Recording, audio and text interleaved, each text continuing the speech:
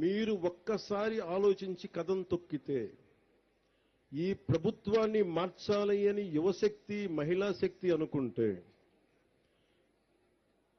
తల తిరిగిపోయిన నాయకులు కూడా అనుభవజ్ఞులు కూడా క్షేత్రస్థాయిలో పంచాయతీ స్థాయిలో అనుభవజ్ఞులు కూడా ఒక్క ప్రభుత్వం అంటే భయపడిపోయింది. గత ప్రభుత్వం రోడ్ల మీదకి రావడానికి భయపడ్డారు. నవ్వుపోయింది సమాజంలో.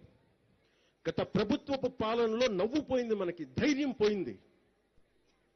ఆ ధైర్యం మీరిచ్చారు సమాజాన్ని. గుర్తుపెట్టుకున్న యువశక్తి మహిళలు వచ్చారు రోడ్ల మీదకి. నాయకులకి చావు చచ్చిపోయిందని వచ్చారు మహిళా శక్తి బయటికి. దానికి నిదర్శనమే మన సంయుక్త గారు.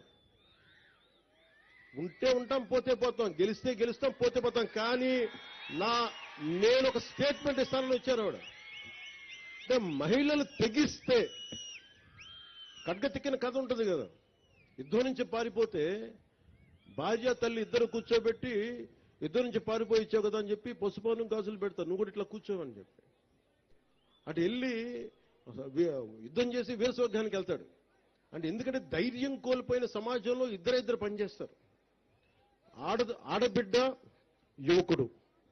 గత ఎన్నికల్లో మీరు ఏం చేసి చూపించారంటే ఇంక ఎప్పటికీ ప్రజాస్వామ్యం ఆంధ్రప్రదేశ్లో ఉండదు, ఎప్పటికీ గత ప్రభుత్వం ఉండేలాగా 30 ఏళ్ళు ఉంటుంది అనుకున్న సమయంలో 151 అసెంబ్లీలు, దాదాపు 20 పైగా 30 పైగా మనకి రాజ్యసభ పార్లమెంట్ సభ్యులు ఉన్నది 11 మంది సభ్యులకి తీసుకొచ్చారు.